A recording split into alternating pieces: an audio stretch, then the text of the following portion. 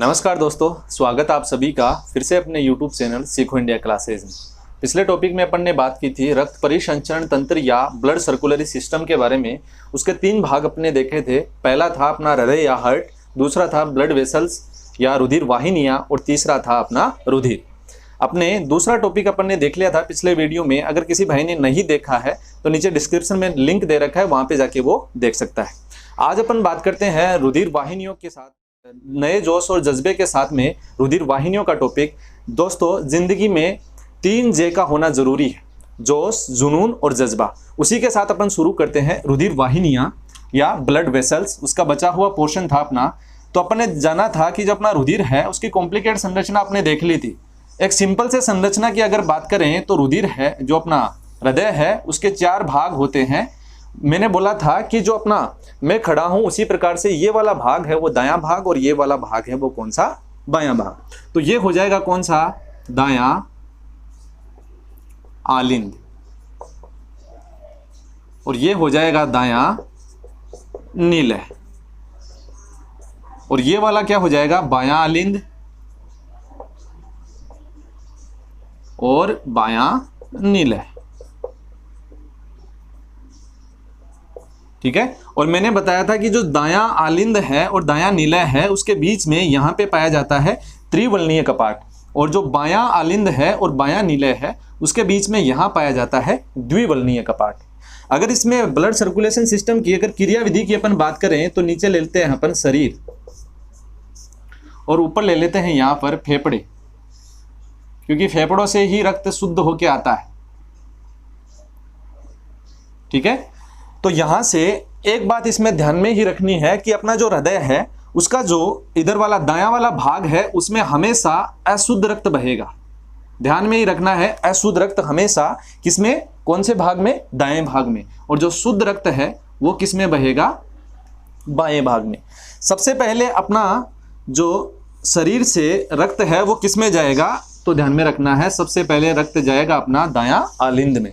ये किसके द्वारा जाएगा, ये जो शरीर और अपना जो शरीर है उसके और दाएं आलिंद के बीच में यहां पे होगी, इसको क्या बोलेंगे, महाशिरा। इसके बारे में मैंने पहले भी बताया था कि जो शिराएं होती हैं उसमें कैसा रक्त बहता है, अशुद्ध रक्त बहता है। तो अपना जो दायां भाग है उसमें कैसा रक्त बह रहा है, अशुद्ध रक्त बह रहा है। तो शरीर से दायां आलिंद तक रक्त को ले जाने का काम कौन कर रही है, यहाँ पे महाशिरा। उसके बाद दाएं आलिंद में रक्त जाने के बाद त्रिवलनीय कपाट द्वारा या जो त्रिवलनीय वाल्व है उसके द्वारा किसमें आ जाएगा, दायां नीलय में। दाएं नीलय से रक्त वापस जाएगा शुद्ध होने के लिए किसमें, फेफड़ों में। ठीक है। ये वाला क्रम आपको ध्यान में रखना है। ये इसको क्या बोलेंगे, दाएं नीलय से फेफड़ों तक ले जाने वाला क्या हो जाएगा, इसमें फुफ्फुसीय धमनी, फुफ्फुसीय धमनी बोल दो, चाहे इसको पुल्मोनरी आर्टरी बोल दो। ठीक है, दोनों एक ही बात है, हमेशा ध्यान में रखना है। उसी के बाद इसी में जो फेफड़ों से जो शुद्ध रक्त है वो किससे आएगा, किसमें आएगा, वापस बायां आलिंद में। बायां आलिंद से ये किसमें आएगा, इसकी बात करें तो इसको ये क्या हो जाएगा, इसको बोल देंगे अपन फुफ्फुसीय। इधर धमनी थी तो इधर क्या आ जाएगी, शिरा। ठीक है। फिर यहां से बायां आलिंद में आ गया, बायां आलिंद से द्विवलनीय कपाट द्वारा किसमें आ जाएगा, बायां नीलय, और बायां नीलय से यहां से रक्त निकल के वापस किसमें आ जाएगा, शरीर में। किसके द्वारा आएगा, यह आएगा किससे, हमेशा ध्यान में रखना है, इसको बोल देंगे महाधमनी।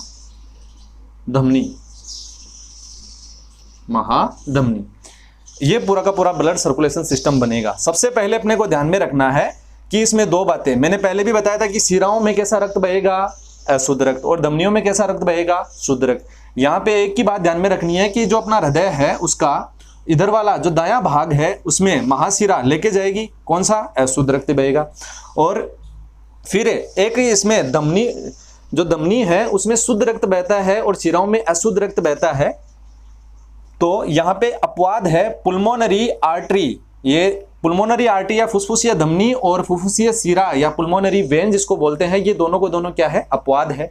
क्योंकि इसमें कौन सा रक्त बह रहा है, देखो इधर से दायां आलिंद से रक्त लेके जा रहा है, कौन सा, अशुद्ध रक्त बहेगा। और जो फुफ्फुसीय शिरा है, शिराओं में कैसा रक्त बहता है, तो अपन ने बोला था कि अशुद्ध रक्त बहता है, लेकिन जो फेफड़ों से बायां अलिंद में जो रक्त लेके आ रही है, फुफ्फुसीय सीरा जिसको बोलते हैं, पुल्मोनरी वेन जिसको बोलते हैं, उसमें कैसा रक्त बहेगा, तो हमेशा ध्यान में रखना है अपने को शुद्ध रक्त बहेगा। और महाधमनी, मैंने धमनियों की बात की, उसमें शुद्ध बहेगा जो बायां अलिंद से वापस किस में लेके आएगा, शरीर में। यह पूरा का पूरा ब्लड सर्कुलेशन सिस्टम इसी से मिलकर पूरा का पूरा बना हुआ होता है। उसके बाद अपने से पूछ ले कि जो हृदय है उसका सबसे बड़ा भाग कौन सा होता है, तो हमेशा ध्यान में रखना है जो अपना बायां निलय है, बायां निलय ये हृदय का सबसे बड़ा भाग है। और सबसे छोटा भाग कौन सा है, तो ध्यान में रखना अपना दायां निलय है, ये हृदय का सबसे छोटा चैम्बर होता है। ये आपको दो बातें और ध्यान में रखनी है। ये अपन ने देख लिया अपना ब्लड वेसल्स वो पूरे शरीर में कैसे मूव करती है, उसके बारे में अपने चर्चा कर ली। अपना नेक्स्ट टॉपिक इसी में चर्चा करेंगे अपन रुधिर के बारे में। जो रक्त परिसंचरण तंत्र है उसके दो भाग अपन ने पढ़ लिए। पहला था अपना हृदय, दूसरा था अपना ब्लड वेसल्स या रुधिर वाहिनियां। आज अपन तीसरे टॉपिक के बारे में बात करें तो तीसरा है अपना रुधिर। रुधिर के बारे में आप सबको पता है, इसको साधारण भाषा में अपन बोलते हैं क्या, खून, और इंग्लिश में बोलते हैं क्या, ब्लड। ब्लड के बारे में बात करें तो ये द्रव होता है, सबको पता है। लेकिन साइंस के लैंग्वेज की अपन बात करें तो ध्यान में रखना है कि अपना जो रक्त होता है वो क्या है, तरल संयोजी उत्तक होता है। तरल संयोजी उत्तक होता है अपना रक्त। तो अपने रक्त के बारे में देखते हैं जरा। रक्त बोल दो, ब्लड। ये क्या है, एक तरल संयोजी उत्तक है। तरल संयोजी उत्तक है। ऐसे कैसे एग्जाम में कई बार पूछा जाता है कि रक्त क्या है, तरल संयोजी उत्तक है। उसके बाद इसका पीएच कितना होता है, पीएच आप सबको पता होना चाहिए। केमिस्ट्री में आपने सबने पढ़ा होगा कि जो पीएच क्या होता है, किसी भी विलयन की अम्लीयता और क्षारीयता का मापन अपन किससे करते हैं, पीएच स्केल से करते हैं। ठीक है, इसका जो पीएच स्केल सबसे पहले किसने दिया था, सोरेनसन नामक वैज्ञानिक ने दिया था। अगर मान लो कि ये अपना पीएच की परास होती है कितनी, एक बार एग्जाम में कई बार ऐसे भी पूछी जाती है कि 0 से इसकी परास होती है कि कहाँ तक, 14 तक। ठीक है, लेकिन मैं बीच में बात करूं कि यहाँ बीच में होता है कितना, 7 होता है। ठीक है, लेकिन जो 7 से कम जिसका होगा पीएच उसको क्या बोलेंगे अपन, अम्लीय। और 7 से 14 तक जितना भी स्केल होगा उसमें कौन से आ जाएंगे, क्षारीय विलयन। ठीक है, तो अपने को ध्यान में रखना है कि जो अपना रक्त है उसका पीएच कितना होता है, 7.4 होता है। ठीक है, तो अपने को पता कि 7 तो क्या है, उदासीन है, उदासीन। ठीक है, लेकिन 7 से ज्यादा हो गया तो वो क्या हो गया, क्षारीय हो गया। लेकिन 7 से थोड़ा सा ही ज्यादा है, 0.4, तो इसको क्या बोल देंगे अपन, हल्का क्षारीय, हल्का क्षारीय। तो अपने को सिंपल से ध्यान में रखना है कि अपना जो रक्त होता है उसका पीएच कितना होता है, 7.4 होता है, उसको क्या बोल देंगे अपन, हल्का क्षारीय होता है। उसके बाद अपने को ध्यान में रखनी है कि अपना जो रक्त है वो साधारण मनुष्य में कितना पाया जाता है, ये कई बार पूछ लेता है अपने से एग्जाम में। तो जो रक्त होता है वो कितना होता है, 5 से 6 लीटर के लगभग होता है। जो मनुष्य होता है उसमें 5 से 6 लीटर क्या पाया जाता है, ये रक्त पाया जाता है। उसके बाद अगर अपन बात करें तो एक मान लो मोटा आदमी है और एक पतला आदमी है, तो उसमें मोटे आदमी में 5 से 6 लीटर तो रक्त हो नहीं सकता। तो उसके अनुसार अपन बात करें कि उसके वेट के अनुसार, अगर वेट या वजन की बात करें तो एक साधारण मनुष्य में उसके वजन का कितना होता है, तो उसके वजन का कितना, 7 से 8% के लगभग क्या होता है, रक्त होता है एक साधारण मनुष्य में। ठीक है, यह आपको 3 बातें ध्यान में रखनी है। पहला, अपना रक्त क्या है, तरल संयोजी उत्तक है, इसका पीएच वैल्यू कितना होता है, 7.4, जिसको क्या बोल देंगे, हल्का क्षारीय। और उसके साधारण मनुष्य में कितना होता है, 5 से 6 लीटर के लगभग। और एक इसमें जो बॉडी वेट है अपना, जो शरीर का वजन है, उसका कितना प्रतिशत, 7 से 8% के लगभग होता है। उसके बाद अगर अपन रक्त को 2 भागों में बांटे तो एक तो होता है इसमें क्या, प्लाज्मा। प्लाज्मा जो कितना प्रतिशत होता है, 55% के लगभग अपने रक्त में क्या होता है, प्लाज्मा होता है। और दूसरा भाग है अपना रुधिर कणिकाएं। रुधिर कणिकाएं या ब्लड कार्पेसल्स की अगर बात करें तो ये कितना भाग होता है, 45% के लगभग। अगर रुधिर कणिकाओं को भी अगर मैं बात करूं कि इसको 3 भागों में अपन बांट सकते हैं। 3 प्रकार की रुधिर कणिकाएं होती है अपने रक्त में। पहली होती है आरबीसी। आरबीसी को अपन रेड ब्लड कार्पेसल्स बोल सकते हैं या लाल रुधिर कणिकाएं बोल सकते हैं। इसके बारे में अपन आगे डीप में अध्ययन करेंगे। दूसरा होता है इसमें डब्ल्यूबीसी। जिसको व्हाइट ब्लड कार्पेसेल्स या श्वेत रुधिर कणिकाएं अपन बोल सकते हैं। और अपना जो तीसरा होता है इसको क्या बोलते हैं, प्लेटलेट्स। प्लेटलेट्स बोल दो, चाहे इसको हिंदी में अपन बिंबाणु भी कह सकते हैं। ये रुधिर कणिकाएं 3 प्रकार की, ठीक है।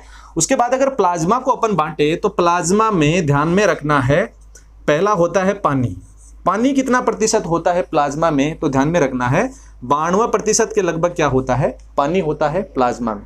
उसके बाद 1% भाग क्या होता है, इसमें लवण आ जाएंगे, जितने भी मिनरल्स आ जाएंगे, जिसमें अपन बोल सकते हैं ऑक्सीजन आ जाएगा, कोलेस्ट्रॉल,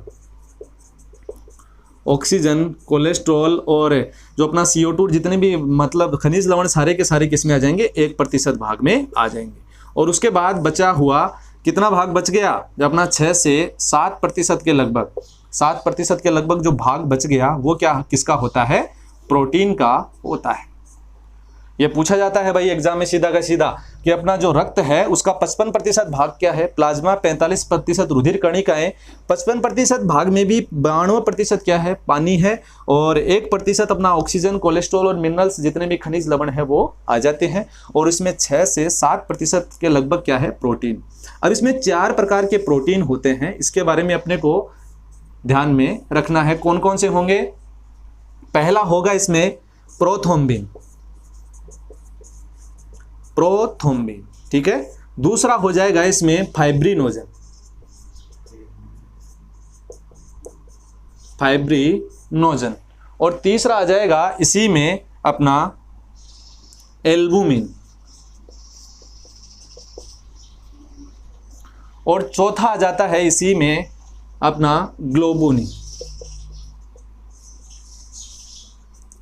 ये 4 प्रोटीन होते हैं, इसमें ध्यान में रखना है। इसको अगर प्रोथ्रोम्बिन की बात करें, इसको किससे लिखते हैं, P से, फाइब्रिनोजन को F से लिखते हैं, एल्बुमिन को A से, और ग्लूबोनिन को G से।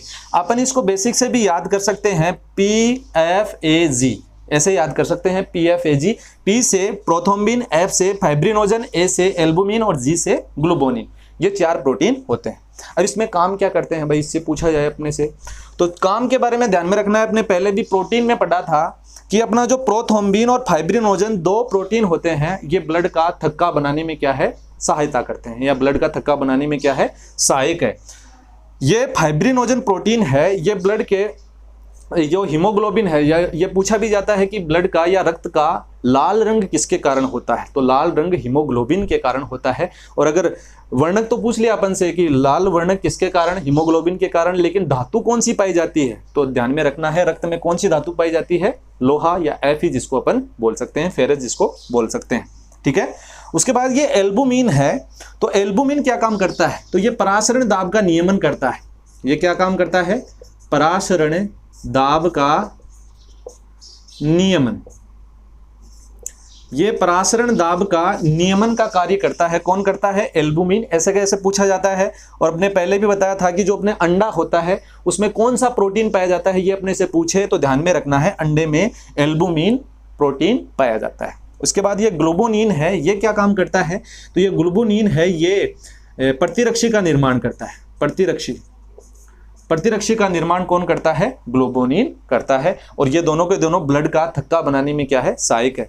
अगर इसी में पूछा जाए अपने से कि सीरम क्या होती है, ये पूछ लेता है कई बार, सीरम वर्ड को ध्यान में रखना है अपने को कि अपना जो प्लाज्मा होता है रक्त में, उस प्लाज्मा में से अगर फाइब्रिनोजन नामक प्रोटीन बाहर निकाल दी जाए तो शेष बचा हुआ भाग क्या कहलाता है, सीरम कहलाता है। कई बार RS में एक बार ये क्वेश्चन पूछा गया था कि ब्लड से या रक्त से, प्लाज्मा में से अगर फाइब्रिनोजन नामक प्रोटीन बाहर निकाल दी जाए तो शेष बचा भाग क्या कहलाता है, सीरम कहलाता है। ये आपको रक्त के बारे में ध्यान में रखना है। उसके बाद अगर अपन बात करें तो जो अपना रुधिर कणिकाएं हैं वो 3 प्रकार की, RBC, WBC और प्लेटलेट के बारे में अपन विस्तार से अध्ययन करें। उससे पहले एक बार इसमें ऐसे भी पूछा गया था कि जो अपना एल्बुमिन है और ग्लूबोनिन है, इनका अनुपात कितना होता है, ऐसे पूछ ले, A:G, तो इनका अनुपात ध्यान में रखना है 2:1 होता है, 2:1 होता है, ये आपको ध्यान में रखना है। आगे पढ़ते हैं अपन रुधिर कणिकाएं, RBC, WBC और प्लेटलेट्स के बारे में से जरा पढ़ें एक बार। तो पहला आता है अपना RBC, जिसको क्या बोलते हैं अपन, लाल रुधिर कणिकाएं या रेड ब्लड कार्पेसेल्स, लाल रुधिर कणिकाएं, और दूसरा भाग है अपना WBC, जिसको क्या बोलते हैं, श्वेत रुधिर कणिकाएं या व्हाइट ब्लड कार्पसेल्स, श्वेत रुधिर कणिकाएं। तीसरा भाग था अपना प्लेटलेट्स, और जिसको क्या बोलते हैं अपन, बिंबाणु, बिंबाणु भी कह सकते हैं। ठीक है, इसके बारे में अपन डीप से अगर स्टडी करें तो पहला अपना इसमें अंतर देखते हैं कि ये पहले का नाम लाल रुधिर कणिकाएं या रेड ब्लड कार्पसेल्स, दूसरा है अपना श्वेत रुधिर कणिकाएं या व्हाइट ब्लड कार्पसेल्स, और तीसरा प्लेटलेट्स या बिंबाणु। जो इसमें पहला देखते हैं कि इसमें केंद्रक, आरबीसी में केंद्रक नहीं पाया जाता, यह आपको ध्यान में रखना है। और अगर मैं बात करूं कि WBC में भी केंद्रक नहीं पाया जाता और प्लेटलेट्स में भी केंद्रक नहीं पाया जाता। लेकिन कुछ स्तनधारी ऐसे होते हैं जिसमें ये आरबीसी में केंद्रक पाया जाता है। कौन कौन से? अपवाद के तौर पे अगर अपन बात करें, अपवाद कौन कौन से हैं? एक तो अपना रेगिस्तान का जहाज जिसको बोलते हैं ऊंट, ऊंट, और एक क्या होगा, लामा। ये कई बार अपवाद के तौर पे पूछ लेता है कि ऐसे कौन से दो स्तनधारी हैं जिनकी आरबीसी में केंद्रक पाया जाता है। एक तो हो जाएगा ऊंट और दूसरा क्या हो जाएगा, लामा। ये दो के दो क्या है, अपवाद है। उसके बाद अगर अपन बात करें कि आरबीसी का जीवन काल कितना होता है, आरबीसी का जीवन काल ध्यान में रखना है कितना होता है, 120 दिन होता है। ठीक है, और अगर WBC के जीवन काल की मैं बात करूं तो इसके बारे में कुछ दिन से कई वर्षों तक भी इसका जीवन काल हो सकता है, लेकिन अपन 2 से 4 दिन इसको मान लेते हैं। ठीक है, उसके बाद अगर अपन बात करें इसी में कि जो अपने प्लेटलेट्स है उसका जीवन काल कितना होता है, तो प्लेटलेट्स का जीवन काल होता है 5 से 9 दिन के लगभग, 5 से 9 दिन के लगभग होता है क्या, प्लेटलेट्स का जीवन काल। इसके बारे में इसकी संख्या कितनी होती है, संख्या की अगर बात करें तो एक तो होता है पुरुष, पुरुष में कितनी होती है आरबीसी की संख्या, तो हमेशा ध्यान में रखनी है, ये होती है 55 लाख। 55 लाख भी इसको बोल सकते हैं, या फिर 5.5 मिलियन भी करके आ सकता है, मिलियन भी करके ये आ सकता है एग्जाम में। ये किस में पाया जाता है, पर mm क्यूब या घन क्यूब इसको अपन बोल सकते हैं। ठीक है, इसकी ये संख्या होती है। अगर महिलाओं की बात की जाए, महिलाओं में कितना होता है ये आरबीसी की संख्या, तो ध्यान में रखनी है, इसमें पुरुषों की अपेक्षा कुछ कम होती है। कितनी होती है, 45 लाख जिसको बोल दो, या फिर 4.5 मिलियन पर mm क्यूब या पर घन क्यूब भी इसको अपन बोल सकते हैं। लेकिन जो श्वेत रुधिर कणिकाएं होती हैं उनकी संख्या कितनी होती है, तो ध्यान में रखना है 10,000 पर घन mm क्यूब इसको अपन कह सकते हैं। ठीक है, लेकिन प्लेटलेट्स की बात करें तो ये 4 से 5 लाख पर घन mm क्यूब होती है इनकी संख्या, यह आपको ध्यान में रखनी है। आगे अगर मैं बात करूं कि जो आरबीसी है ये इसका निर्माण कहाँ पे होता है, आरबीसी का निर्माण होता है लाल अस्थि मज्जा, लाल अस्थि मज्जा जिसको बोलते हैं अपन red bone marrow, red bone marrow बोल दो चाहे लाल अस्थि मज्जा। इसका निर्माण, आरबीसी का निर्माण कहाँ पे होता है, लाल अस्थि मज्जा। इसका भी किसमें होता है, यही रेड बोन मेरो।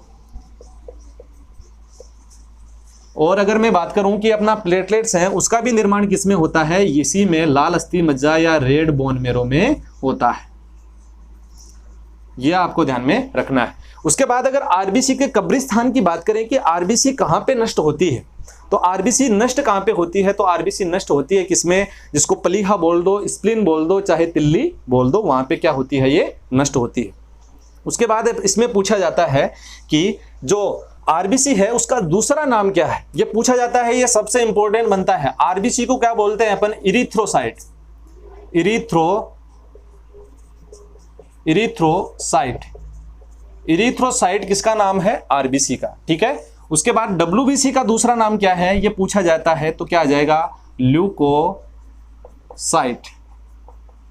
ठीक है, और अगर प्लेटलेट्स की मैं बात करूं या बिंबाणु की बात करूं उसका नाम दूसरा क्या है, थ्रोम्बोसाइट, थ्रोम्बोसाइट। ऐसे कैसे पूछा जाता है। अगर रूट वर्ड की मैं बात करूं तो मैंने बताया था कि इरिथ्रो का मतलब क्या होता है, लाल होता है, और साइट का मतलब क्या होता है, सेल होता है। ठीक है, तो लाल रुधिर कणिकाएं इसको क्या बोलते हैं, इरिथ्रोसाइट। ल्यूको किसका रूट वर्ड है, सफेद का, जहां जहां ल्यूकोमिया, ठीक है, ल्यूकोमिया रोग ये इसी में आएगा पूरा का पूरा। डब्ल्यूबीसी की संख्या बढ़ जाती है उसको ल्यूकोमिया कहते हैं अपन। ल्यूको किसका रूट वर्ड है? श्वेत का, और साइट का मतलब सेल, ठीक है। और थ्रोम्बो का मतलब प्लेटलेट से ये बन जाएगा थ्रोम्बोसाइट। इरिथ्रोसाइट आरबीसी का दूसरा नाम, ल्यूकोसाइट डब्ल्यूबीसी का दूसरा नाम, और थ्रोम्बोसाइट किसका? प्लेटलेट्स का दूसरा नाम होता है। ये आपको ध्यान में रखना है। उसके बाद पांचवी बात अपने से कई बार एग्जाम में पूछी जाती है कि अपनी जो आरबीसी है ये कौन से रोग में कम हो जाती है? तो ध्यान में रखना है मलेरिया में। मलेरिया में कौन सा कम होगा? आरबीसी कम होगी। लेकिन ये डब्ल्यूबीसी कब कम होती है? तो डब्ल्यूबीसी के ध्यान में रखना है अपने को कि एड्स रोग में, एड्स में क्या कम होगी? अपनी डब्ल्यूबीसी कम होगी। और अगर इसी में बात करें कि प्लेटलेट्स कब होगी, ये किस में होगी?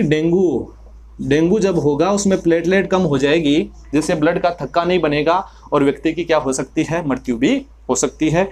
यह आपको 5 बातें इनमें ध्यान में रखनी है आरबीसी, डब्ल्यूबीसी और प्लेटलेट के बारे में। इसके बाद अगर अपन बात करें तो इसको विस्तार से भी अपन पढ़ सकते हैं कि जो अपना आरबीसी है, आरबीसी उसकी कमी से कौन सा रोग होता है? आरबीसी की कमी से एनीमिया हो जाता है, और आरबीसी की अधिकता से क्या होता है? पॉलीसाइथेमिया रोग हो जाता है। ये 2 रोग आपको ध्यान में रखनी है, कमी से एनीमिया और अधिकता से आरबीसी की क्या हो जाता है? पॉलीसाइथेमिया, ठीक है। और आरबीसी का मापन किससे करते हैं? आरबीसी का मापन अगर करें तो इसको कई बार एक बार पूछा था एग्जाम में, हीमोसाइटोमीटर।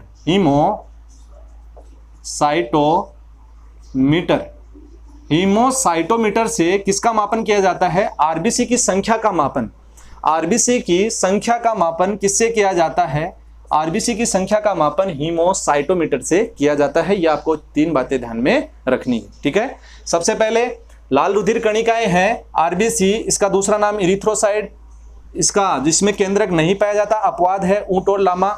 जीवन काल 120 दिन, संख्या पुरुषों में 55 लाख या 5.5 मिलियन जिसको अपन बोल सकते हैं।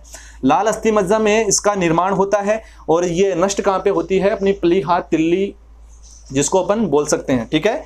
और इसी में ये मलेरिया में कौन कौन सा कम हो जाता है? ये आरबीसी। और एड्स में क्या कम हो जाता है? डब्ल्यूबीसी। और डेंगू में क्या कम हो जाता है? प्लेटलेट्स कम हो जाती है। इसका निर्माण भी रेड बोन मैरो, लाल अस्थि मज्जा, इसका भी रेड बोन मैरो लाल अस्थि मज्जा में होता है। इसका जीवन काल डब्ल्यूबीसी का 2 से 4 दिन अपन लिख सकते हैं, लेकिन कई दिनों से कई वर्षों तक भी हो सकता है। और जो प्लेटलेट्स हैं उसका जीवन काल 5 से 9 दिन होता है। ये 10,000 पर mm घन क्यूब में पाई जाती है। इसकी संख्या कितनी होती है? 4 से 5 लाख पर mm क्यूब में ये होती है। इसमें एक बात और बच जाती है कि अपना जो आरबीसी है, आरबीसी के बारे में, आरबीसी काम क्या करती है ये ध्यान में रखना है। ये ऑक्सीजन का परिवहन करती है, ऑक्सीजन का परिवहन।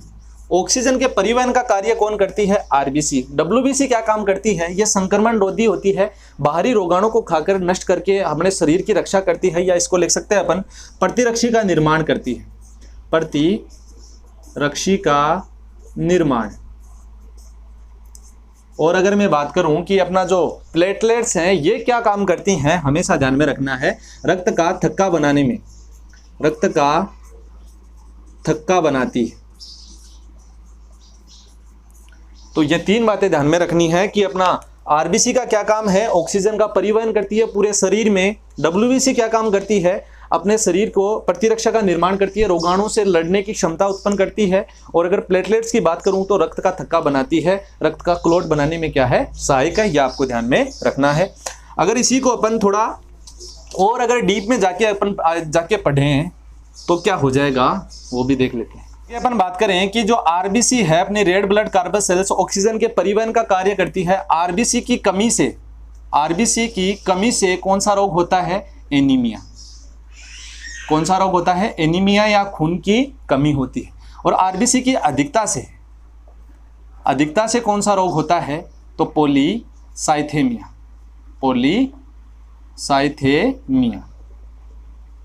ठीक है। उसके बाद अगर पूछा जाए कि आरबीसी का आकार कैसा होता है, आकार की बात की जाए तो बाइकॉन्केव या द्विअवतल होता है। द्विअवतल,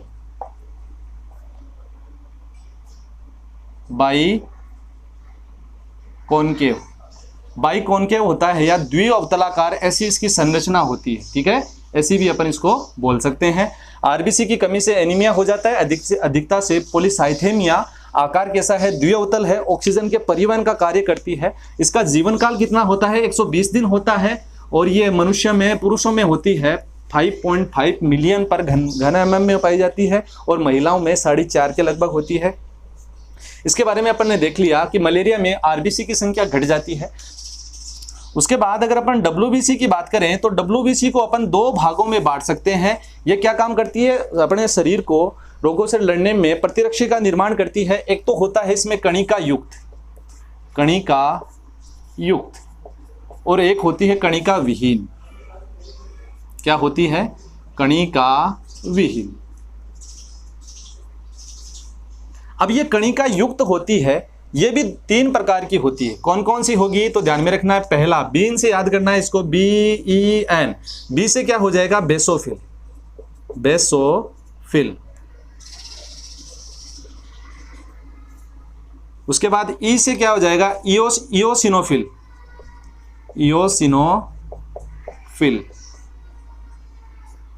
और एक एन से आ जाएगा न्यूट्रोफिल।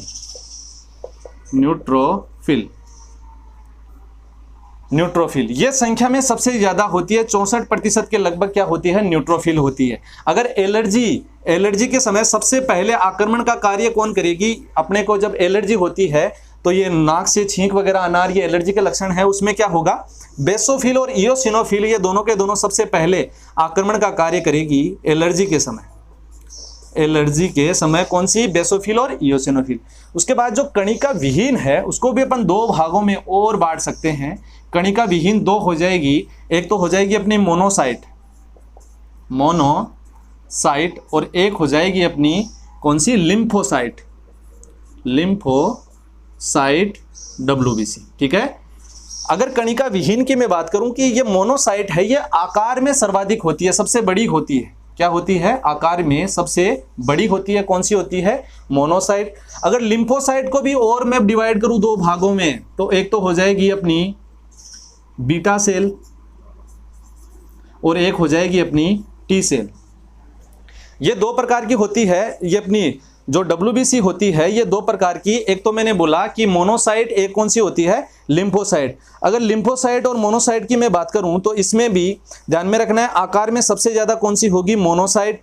और बीटा सेल की मैं बात करूं कि इसमें हो जाएगा ये प्रतिरक्षा का संश्लेषण करती है। और एड्स में कौन सी कम हो जाती है? ये एग्जाम में सीधा का सीधा जो अपनी RPSC में ये SI की एग्जाम लगी थी उसमें पूछा था कि एड्स रोग में कौन सी कम हो जाती है? एड्स में कम कौन सी हो जाती है? हमेशा ध्यान में रखना है। उसमें यह नहीं पूछा, सबको पता है कि WBC कम होती है। WBC में यह भी नहीं पूछा कि कणिका विहीन या मोनोसाइट, लिम्फोसाइट भी नहीं पूछा। उसने बोला था beta cell, alpha cell, T cell या गामा सेल। तो ध्यान में रखना है कि जो एड्स रोग में सबसे कम होती है कौन सी होती है? टी सेल होती है। ठीक है। ये एग्जाम में क्वेश्चन पूछा था, यहां से डीप से आजकल क्वेश्चन आने लग गए। ठीक है। उसके बाद अगर बी सेल की मैं बीटा सेल की बात करूं तो ये क्या काम करता है? प्रतिरक्षा का निर्माण करता है। ये कौन करता है? Beta cell. इसमें ध्यान में रखना है अपने WBC को 2-3 बातें कि इसको व्हाइट ब्लड कार्पेसेल्स या श्वेत रुधिर कणिकाएं कहते हैं। ये अपने प्रतिरक्षा का निर्माण करती हैं, रोगों से लड़ने में क्या करती है? सहायता करती है। 2 प्रकार की, कणिका युक्त और कणिका विहीन। ये इसको बीन से याद करना है। बी से बेसोफिल, ई से इओसिनोफिल और एन से न्यूट्रोफिल होती है। ये 64% के लगभग संख्या में सर्वाधिक होती है। कोई भी अगर रोगाणु शरीर में प्रवेश करता है तो सबसे पहले अटैक कौन करता है? यही करता है न्यूट्रोफिल। और एलर्जी के समय कौन सा 2 सक्रिय होती है? बेसोफिल और इओसिनोफिल। और अगर कणिका विहीन की मैं बात करूं तो एक तो होती है मोनोसाइट, एक कौन सी होती है? लिम्फोसाइट। अगर मोनोसाइट की मैं बात करूं तो ये आकार में सबसे बड़ी, और लिम्फोसाइट को भी 2 भागों में बांटे अपन तो एक तो होती है बीटा सेल, दूसरी होती है टी सेल। एड्स रोग में सबसे पहले प्रभाव किसका पड़ेगा? टी सेल पे पड़ेगा, सबसे कम ये होगी। ठीक है। और प्रतिरक्षा तंत्र के निर्माण में कौन सी सहायक है? Beta cell. आज अपन ने ब्लड के बारे में सारा पढ़ा। प्लेटलेट्स की बात की जाए तो प्लेटलेट्स का आपको पता है कि थक्का बनाने में सहायक है। प्रोथ्रोम्बिन और फाइब्रिनोजन प्रोटीन होते हैं जो ब्लड का क्लॉट में थक्का बनाने में सहायक होते हैं। इसी में अपने रक्त के बारे में पूरा पढ़ा। रक्त के अलावा अपना नेक्स्ट टॉपिक अपने बात करेंगे इसी में कि अपने ब्लड ग्रुप और उसके बारे में। अगर आपको हमारा वीडियो अच्छा लगा हो तो प्लीज़ सब्सक्राइब करें, लाइक करें, शेयर करें और कमेंट करें। अगले वीडियो में फिर से कोई नए टॉपिक के साथ में बात करेंगे। धन्यवाद।